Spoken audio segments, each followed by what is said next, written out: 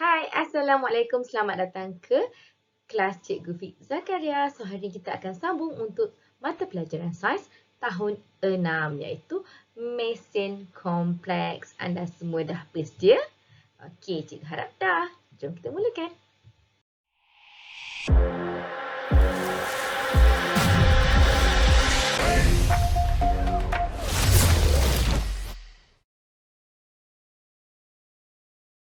Okey, apakah objektif pembelajaran pada hari ini? Okey, di akhir PDPC nanti, cikgu harap anda semua dapat menyatakan, okey, pertama, apakah maksud mesin kompleks? Yang kedua, dapat mengenal pasti sekurang-kurangnya 3 mesin kompleks yang berada sekeliling anda. Dan nombor 3, seterusnya, dapat mengetahui apakah 2 kepentingan penciptaan mesin lestari. Banyak kita nak belajar hari ini. Mesin kompleks, okey, mesin lestari. Dah bersedia? Fokus ya.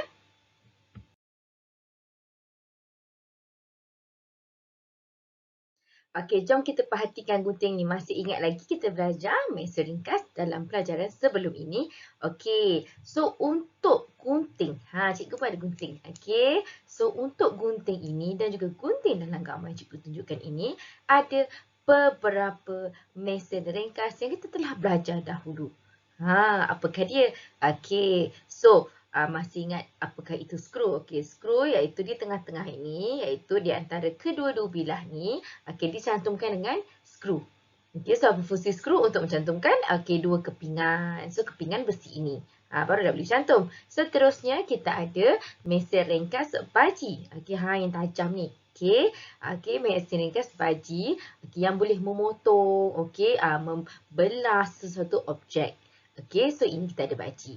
Dan kita ada skru. Dan akhir sekali kita ada, gunting ini mengaplikasikan prinsip tuas.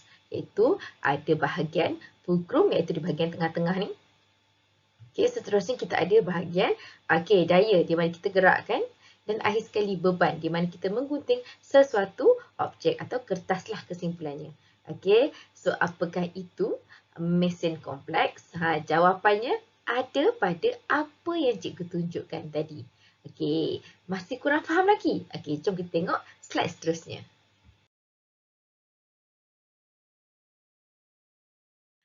Apakah itu mesin kompleks? Sebelum tu cikgu dah tunjukkan. Contoh seperti gunting ni, cikgu pada gunting juga. Okey, contoh seperti gunting. Selain pada gunting, ada beberapa lagi mesin kompleks, iaitu seperti anda boleh perhatikan dalam gambar, kita ada kereta sorong, kita ada jam tangan dan kereta. Keempat-empat ni adalah mesin kompleks. Ini contoh je, banyak lagi mesin kompleks di sekeliling kita. So, apakah itu mesin kompleks? Okey, mesin kompleks ialah alat yang terdiri daripada gabungan lebih daripada satu mesin ringkas. Okey, cikgu ulang, iaitu alat yang terdiri daripada gabungan lebih daripada satu mesin ringkas. Dia kena lebih. Okey, tak boleh satu sahaja. So, dia lebih daripada gabungan satu mesin ringkas. So, digabung mesin ringkas seperti contoh macam gunting tadi kan. Kita ada skru, kita ada baji, kita ada tuas. So, gabungan mesin ringkas tersebut, maka terhasillah mesin kompleks. Okey, jom kita tengok apakah lagi mesin kompleks yang kita boleh namakan dari mesin-mesin ringkas daripadanya. Jom. Okey, jom kita siasat mesin kompleks yang pertama. Okey, tadi kita dah tengok gunting. Sekarang kita nak tengok pula jam tangan. Okey, jom kita tengok apakah gabungan mesin-mesin ringkas yang terdapat pada mesin kompleks yang bernama jam tangan ini. Okey, jom kita tengok yang first kali. Okey, skru di dalam jam tangan ni ada skru yang akan menyambungkan semua gear-gear yang berada di dalam jam ini. Okey, kenapa kena ada gear? Untuk menggerakkan jarum. Okey, jarum ni akan digerakkan oleh gear-gear yang berada di dalam jam tangan ini. Seterusnya, jika anda perasan di tepi jam tangan ini ada bahagian di mana kita akan ubah kedudukan untuk jam, jarum jam, jarum minit. Okey, dan seterusnya untuk jam tangan ni ada untuk tarikh. Okey, so manakah bahagian jam tangan itu? Ini adalah bahagian untuk roda dan ganda. Okey, kalau tiada roda dan ganda ni, maka jika tersalah masa untuk jarum jam atau jarum minit pada jam tangan ini, susahlah nak ubah kalau tak ada roda dan ganda ini. So, terdapat gabungan 3 mesin ringkas pada mesin kompleks yang bernama jam tangan ini. Okey, jom kita tengok mesin kompleks yang seterusnya. Okey, seterusnya jom kita siasat. Ni gambar apa ni? Gambar pengasah pensel. Cikgu rasa ramai ada kan pengasah pensel ni lebih mudah daripada pengasah pensel yang biasa yang bulat ke bentuk persegi tu kan. Kenapa lebih mudah? Kerana ia adalah mesin kompleks. So, apakah gabungan-gabungan mesin ringkas yang terdapat pada mesin kompleks yang bernama pengasah pensel ini? Okey, first kali macam mana pensel tu boleh diasah tajam? Sebab ada bahagian yang dinamakan baji. Ada mesin ringkas baji dalam ni. Untuk membelah atau meraut pensel tersebut. Seterusnya, kita ada bahagian jika anda lihat gambar yang cikgu tunjukkan ini, dia ada skru dan juga gear. Gear ni lah yang akan menyebabkan sama ada kita meraut atau kita mengasah pensel tersebut laju atau perlahan. Bagaimana kita gerakkan pengasah pensel ini? Okey, menggunakan roda dan ganda. Bayangkanlah tercabut kan. Tak bolehlah kita nak asah pensel lagi. So, kesemua gabungan-gabungan mesin ringkas ini menjadikan mesin kompleks yang bernama pengasah pensel ini sangat berguna untuk kita. Okey, so anda telah tahu dua mesin kompleks. Tak sangka ada mesin kompleks rupanya. Okey, untuk mengasah pensel ini. Next, kita nak tengok apakah mesin kompleks seterusnya. Jom. Okey, seterusnya jom kita siasat gambar basikal. Basikal pun mesin kompleks kerana gabungan beberapa mesin ringkas, lebih daripada satu mesin ringkas. Kita perhatikan satu-satu.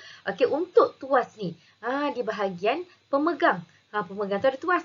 Okey, kalau tak bolehlah kita nak gerakkan basikal tersebut kan. Seterusnya, kita ada bahagian gear di mana kita boleh melaju atau memperlahankan basikal tersebut. Bagaimana?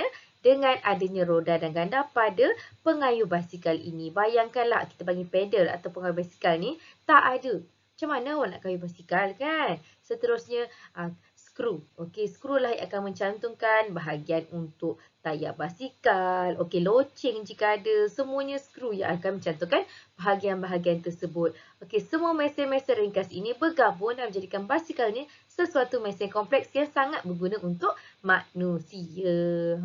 Rupanya banyak mesin kompleks di rumah anda. Okey? Okey, jom kita perhatikan pula atau kita lihat apakah itu mesin lestari. Okey, kenapa penciptaan mesin lestari ni penting untuk manusia? Okey, apakah itu mesin lestari? Mesin lestari ialah mesin yang tahan lama. Yang kedua, tidak mudah rosak.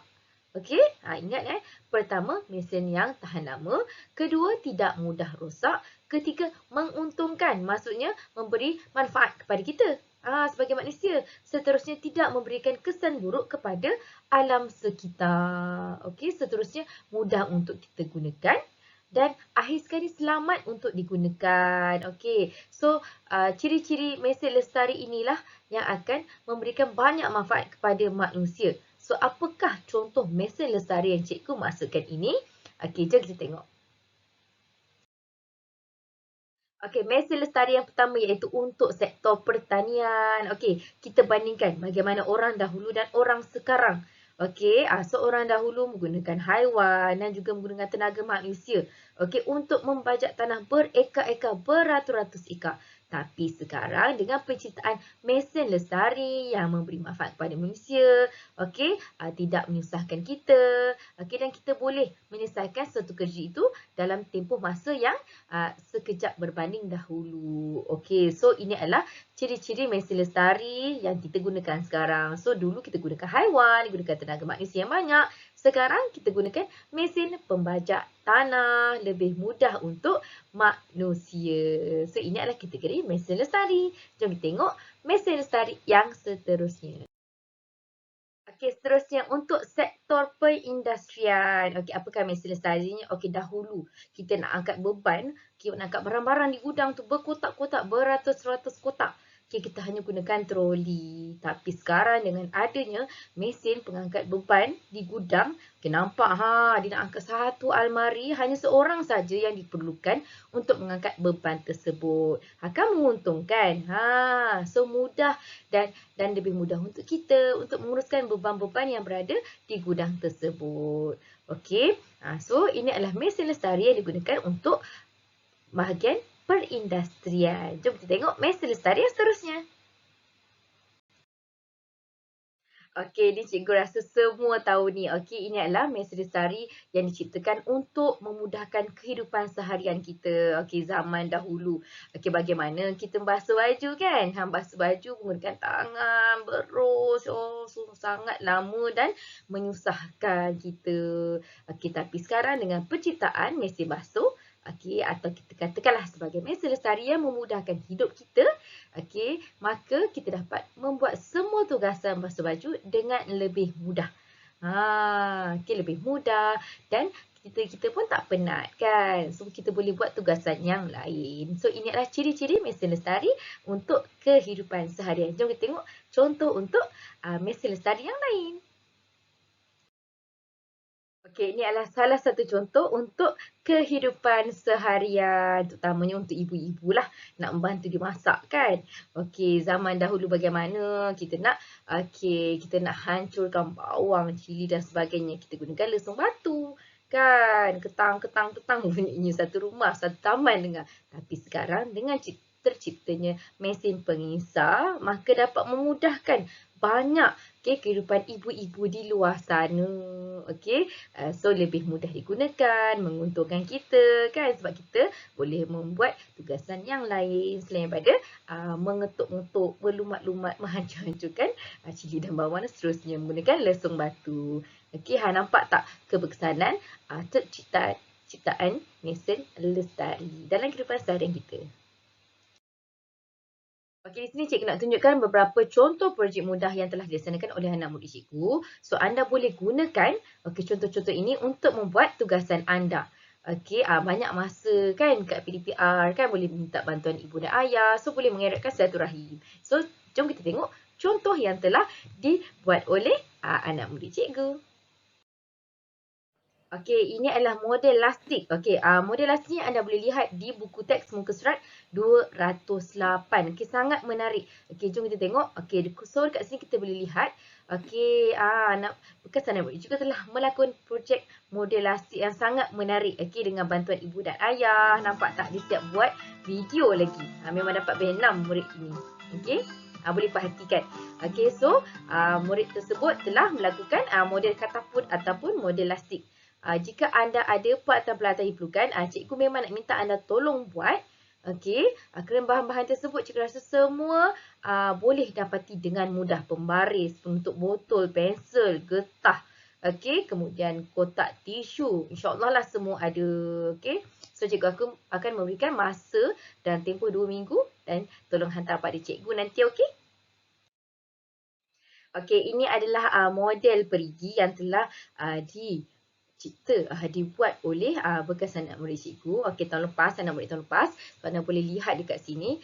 Okey, so kat sini adalah contoh model perigi, iaitu dia menggunakan prinsip tuas. Okey, kedua-duanya sama sahaja. Okey, kedua-duanya menggunakan prinsip mesin ringkas, iaitu roda dan ganda. Okey, sangat kreatif. Okey, jika anda ada peralatan-peralatan yang diperlukan, okey, bolehlah buat nanti. Okey. Okey, jom kita ulang kaji. Kita telah belajar hari ini mesin kompleks dan juga mesin lestari. Okey, apakah itu mesin kompleks? Okey, alat yang menggabungkan lebih daripada satu mesin ringkas. Okey, contoh mesin ringkas seperti tuas, okey, gear, skru. Tadi kita telah tengok contoh beberapa mesin kompleks seperti gunting, okey, pengasah pensel, basikal dan banyak lagi yang di sekeliling anda. Jika anda perhatikan, ada rupanya mesin kompleks di rumah anda. Seterusnya, mesin lestari, mesin yang diciptakan untuk memudahkan manusia, menguntungkan manusia, tahan lama, mesra alam, tidak memberikan kesan buruk pada alam. Dengan terciptanya mesin lestari ini dapat memudahkan kehidupan kita dalam sehari-harian kita. Okey? Okey, untuk tugasan hari ini, okey, kenapa cikgu bagi tugasan? Supaya dapat meningkatkan kefahaman anda apa yang kita belajar pada hari ini. Okey, jika anda ada buku teks, anda boleh buat muka surat kes 207 nombor 6 sahaja. Okey, untuk mereka yang ada buku mesra digital sains tahun 6, okey, sila buat 114, 115, 119 hingga 120. Okey, nanti untuk kelas Google Meet kita akan bincang, jangan risau. Okey, dan akhir sekali model mesin ringkas ni cikgu memang nak anda buat. Okey, kenapa ini akan menentukan penilaian untuk PBD anda. Okey, cikgu bagi masa tempoh 2 minggu. So cikgu harap anda dapat menyiapkan model ini dan hantar kepada cikgu nanti. Okey, sangat seronok. Okey, tamatlah sudah kelas kita pada hari ini. Hari ini kita telah belajar banyak sangat. Okey, so anda ada tugasan. So minggu depan jangan lupa laksanakan tugasan 2 minggu cikgu bagi untuk buat projek. Okey, seterusnya jangan lupa klik butang subscribe kat bawah jika masih belum kerana anda akan jadi orang yang pertama untuk mengetahui video terbaru dari cikgu. Terima kasih kerana sudi menghadiri kelas bersama cikgu. Sehingga kita berjumpa lagi di kelas akan datang. InsyaAllah. Jumpa lagi. Assalamualaikum. Bye.